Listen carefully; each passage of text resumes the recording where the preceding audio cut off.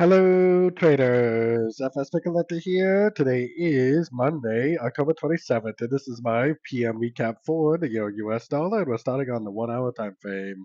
So we ended up pushing up a little higher today. Like I said this morning, if you are trading the 1 hour time frame and below because of the break of structure, you could be looking for longs until you get a break of structure to the downside at a fib level, because we are looking at this move up right here is likely a pullback to this move down. So at any one of these three Fibonacci levels, if you get a nice impulsive down, nice solid break of structure, at that point I would definitely stop looking for logs and start looking for shorts again.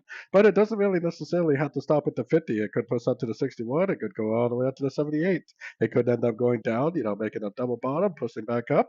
So like I said, if you're trading the 1 hour time frame and below, definitely looking for logs until we get that nice solid break below structure at a Fibonacci retracement level. So anyways, don't forget to check out my website, linked over here in the corner. And as always, thank you for watching and happy trading.